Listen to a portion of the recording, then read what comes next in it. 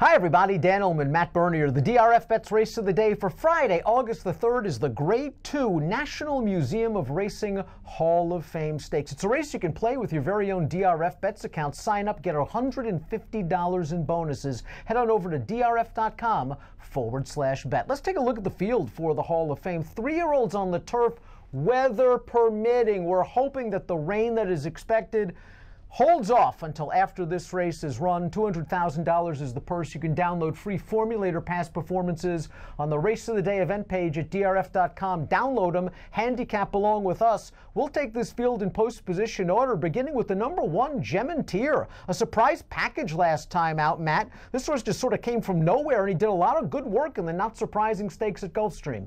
It was a really big effort when you look at it. Now, I understand the field hasn't come back all that strong that he beat that day, but when you go and look the way that he did it, he was out there and he set a pretty fast pace, especially when you look at those Timeform US pace ratings early on. Then he was contested rounding the far turn. He put everyone away and he extended down the lane, albeit on his left lead. The question becomes, do you believe the 92 buyer? And do you think that that's actually what he is? Or was that a slightly slower race? And does that make him a little bit more of a fringe contender in here? That's the absolute key question, because that 92 buyer speed figure ranks as the best last buyer speed figure. You know he's going to be a price, considering he's stepping way up in class for low profile connections. Another issue is the pace. There is likely to be other speed in here, and Gimmeatear, from only 3 lifetime starts, has been close to the pace in each and every one. Let's move on to the number 2, Maraud, who wouldn't mind a little bit of give in the ground. His most recent victory came over Yielding Going in the Grade 2 American Turf at Churchill Downs, and last time out in the Belmont Derby. A, I think 1.25 miles is a little far for him. B, those horses are just better than he was. 3, he didn't have a lot of pace. And 4, I think he was kind of in and among horses. Maraud is a solid horse that's going to get the right pace set up, and he might get yielding ground. Yeah, I think all those things are accurate. Like you say, he was facing better horses in the Belmont Derby, and he probably would appreciate some cut and a little bit of a shorter trip. The big concern that I have with a horse like this is, at this point in his career, I kind of feel like he is what he is. I don't think he's going to take a step forward, and I think there's a real scenario where at least 1 or 2, if not more, of these horses are going to take a step forward here in this spot. And with Maraud, I think you're going to get a high 80 or a low 90, and I'm not convinced that's enough to win. Was Gunnarsson exposed last time out, the number 3 in the Grade 3 Kent Stakes? This was a horse who looked to be upwardly mobile, entering that race off a couple of victories, one over a promising horse in Strike Me Down, and he just really didn't fire. He got some pace, I thought, at least in that race, and he didn't really kick hard in the stretch. It is worth noting his win 2 back came over Good Going.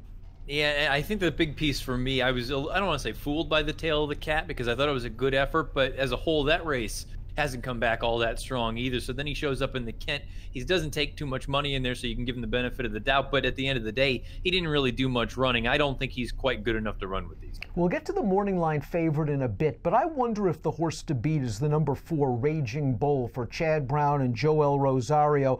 This horse last time out in the Manila Stakes went off as an odds-on favorite, but there was no pace whatsoever. In that mile race, they went the half in 48-3. Raging Bull was absolutely last turning into the stretch, and he came with a good solid run to finish second. This time it looks like he's going to get pace. He won his career debut with some cut in the ground. I think Raging Bull is a horse you have to use in multiple race wagers.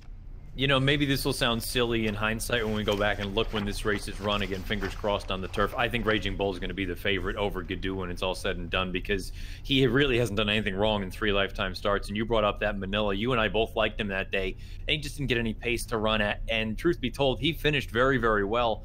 I thought it was a big effort. I think he's going to get a much more favorable setup this time around. And again, you brought up that he's won over ground with a little bit of cut in it. That was in his career debut down in Kentucky. No reason to believe that he's not going to be a major player here for Chad. Another horse with winning experience over Good Going is the number 5, Ride a Comet, a perfect 3 for 3 on turf for the very strong Mark Cassibar. Now, he had pace to run into last time out in the Charlie Barley Going, a 1-turn mile at Woodbine. That opening quarter, 22-3, pretty strong. But Ride a Comet, I thought, finished it up very, very easily. His buyer speed figures are light, but I have a feeling that he's still lightly raced enough that he can take a forward move, especially with the right pace setup. He's real interesting in here to me for a number of reasons. You look at the buyers, he's a little bit light there, but using that Charlie Barley, the Timeform US rating is significantly faster than sort of the equivalent on the buyer side. And if you look at it and use a rough sort of 20-point gap between the two of them, take 20 off that 113, all of a sudden you're looking at a horse that is a primetime contender in here. I also love that you look and see, I know it was a one-turn mile, and this is a different configuration for him. Look at those final 3 quarters and the way that he ran. He went 22.63, 22.89, 22.49. He kept running the whole way. I think he's going to have to show a little bit of a different running style this time around, but I like the finish that he's got. Let's talk a little bit about the number 6, Gooddo. This is your morning line favorite for Todd Pletcher and John Velasquez. They tried Group 1 Company and Royal Ascot, and all things considered, at 40-1, I thought he ran quite well to finish 6th in a field of 22. Did it concern you a bit that after his sort of breakout performance in the Columbia Stakes at Tampa Bay, that Todd cut him back in distance to win a weak edition of the Paradise Creek going 7 furlongs? It seems like Todd's been very reluctant to stretch this horse out, and now he's going to have to go a mile and a 16th for the first time with other speeds in the race. Does this distance bother you? Because when you look at the pedigree, he could do anything.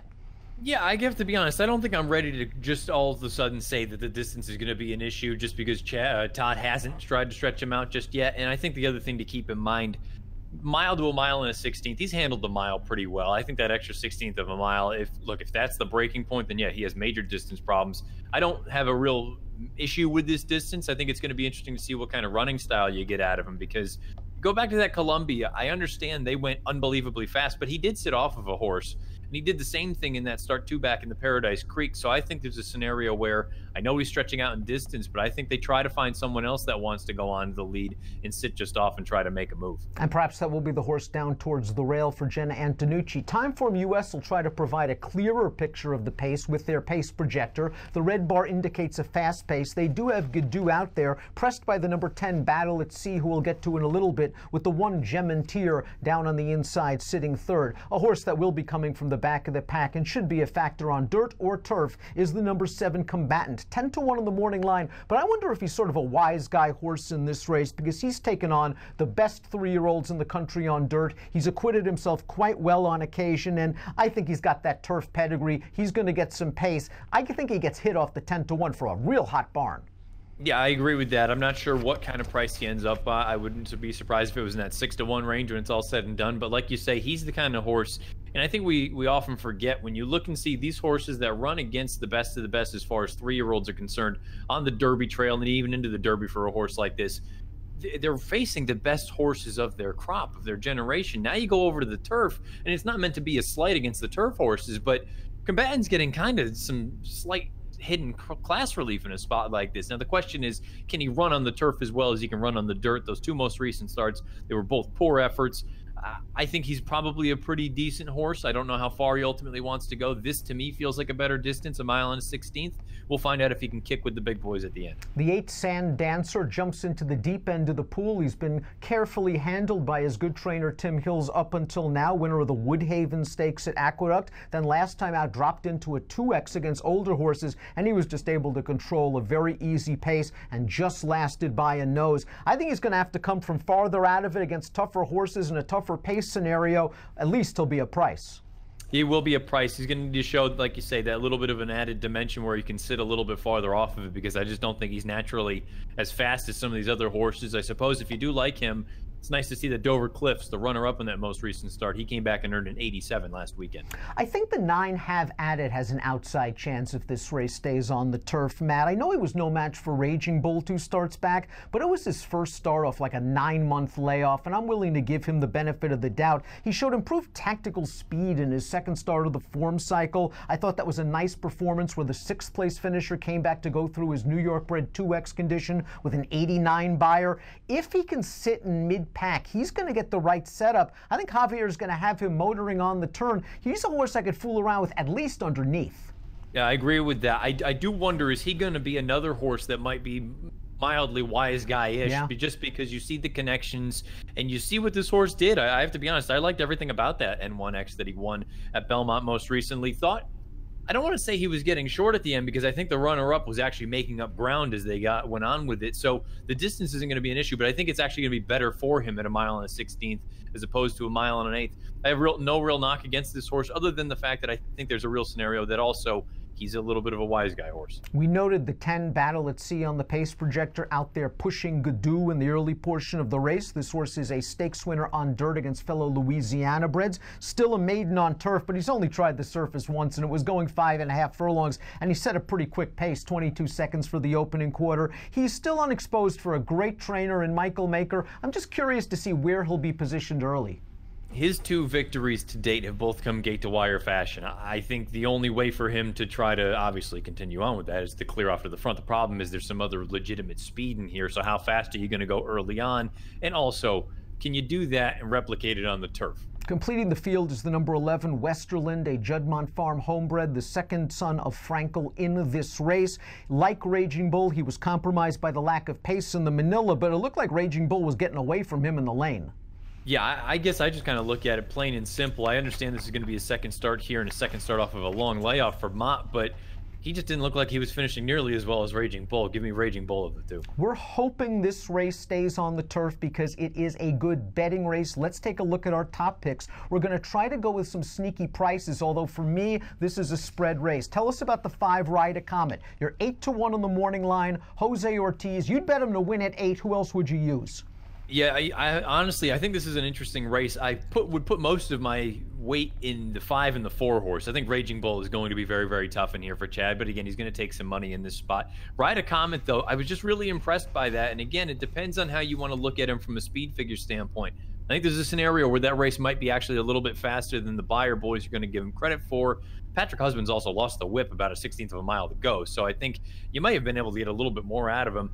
I just thought it was visually impressive. Most of my weight will go with the 5 and the 4, but I'll also use the 7 and the 6 underneath. We'll see if Gimmeatear turns back into a pumpkin, if that 99 Beyer speed figure is simply inflated. If the horse was going to go off at 5-2 or 3-1, I would take a negative viewpoint. But since he's 10-1 and he does draw a good inside post position, I wonder if he can make the lead, and Gooddo will try to maybe give him a little bit, not enough respect going into the first turn and let this horse steal away. If not, I think he could sit a ground-saving, pace-tracking trip. I take a small stab on him to win at 10-1 or more. I'd go 1, 6, 4, and 2. I also think Raging Bull, though, is going to run a really nice race in the Grade 2 Hall of Fame. Hopefully it stays on the turf. You can also play the race rain or shine with your very own DRFBets account. $150 is yours when you sign up at drf.com/bet. Approximate post time for the Grade 2 Hall of Fame is 5:40 Eastern on Friday. Good luck.